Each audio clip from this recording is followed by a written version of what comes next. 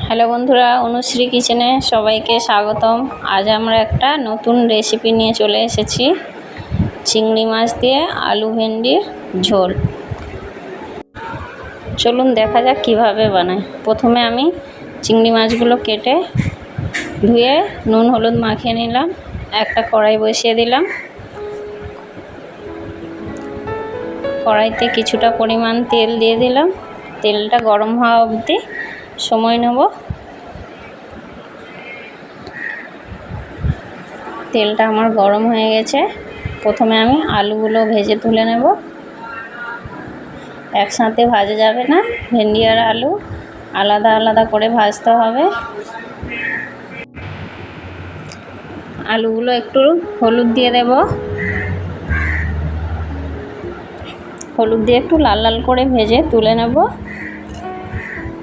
আলুটা আমার ভাজতে ভাজতে হাফ সেদ্ধ হয়ে যাবে। ঝোলে আর বেশিক্ষণ দিতে লাগবে না।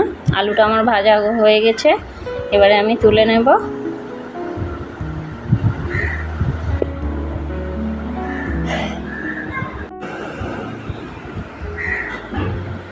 আলুগুলো আমার সব তোলা হয়ে এসছে। এই কড়াইয়ের মধ্যে আমি আবার ঢেঁড়সগুলো ভেজে তুলে নেব। যারা ঢেঁড়স খেতে ভালোবাসে না, এইভাবে রান্না করে দেখতে পারেন, খেতে খুব ভালো লাগে।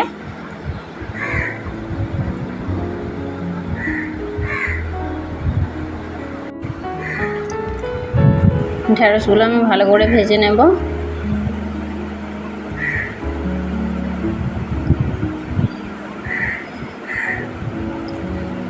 ঢেঁড়সগুলো আমার ভাজা হয়ে এসেছে।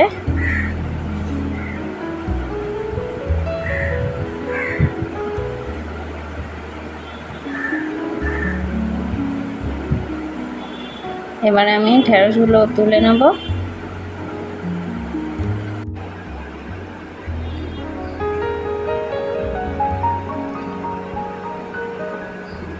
এই কড়াইয়ের মধ্যে আমি চিংড়ি মাছগুলো ভেজে তুলে নেব।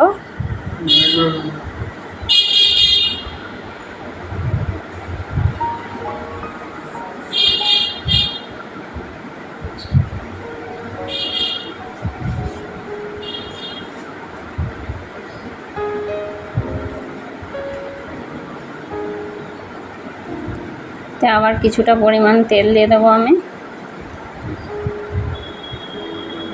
তেলটা আমার গরম হয়ে গেছে।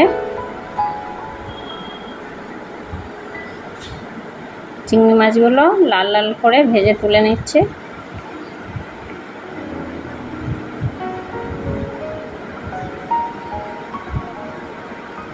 চিংড়ি মাছগুলো আমার ভালো করে ভাজা হয়ে গেছে।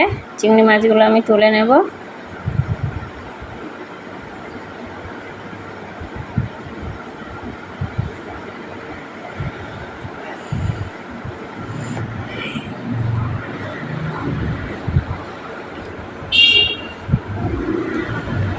এর মধ্যে আমি দিয়ে দেব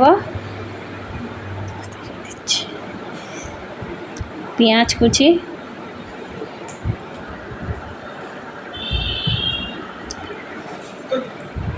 আমি পেঁয়াজ কাঁচা লঙ্কা একসাথে দিয়ে দিয়েছি। পেঁয়াজটা আমার একটু ভালো করে ভাজা হয়ে গেছে। এর মধ্যে আমি মশলা দিয়ে দেব।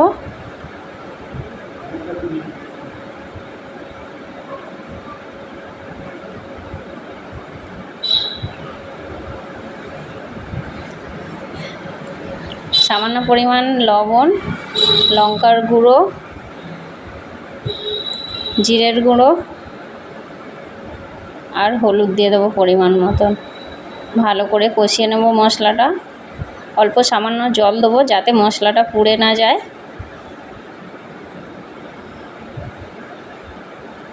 মশলাটা তেল ছাড়া অবধি আমি কষিয়ে নেব ভালো করে। এই দেখুন বন্ধুরা, আমার মশলা কষানো হয়ে গেছে।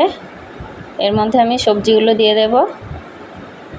ভেজে রাখা সবজিগুলো দিয়ে ভালো করে কষিয়ে নেব একটু।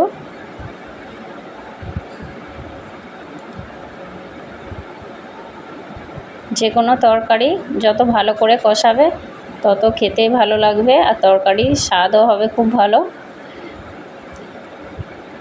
সবজি আমার কষানো হয়ে এসেছে।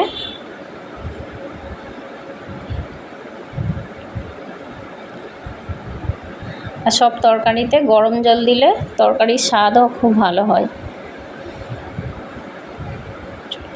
এখানে আমি গরম জল দিলাম, তোমাদের কাছে ঠান্ডা জল থাকলেও তোমরা এমনি নর্মাল জল থাকলেও দিতে পারো।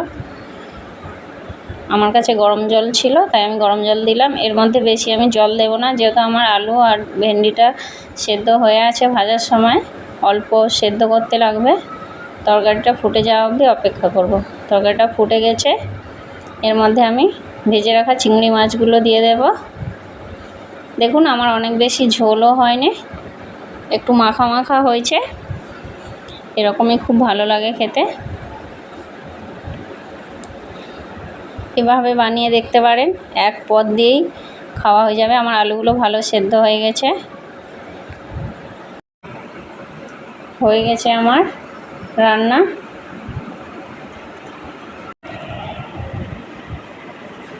এবার আমি তরকারিটা ঢেলে নেব। দেখুন আমার ঢেঁড়সগুলো গোটা গোটা আছে, আলুগুলোও ঘেঁটে যায়নি।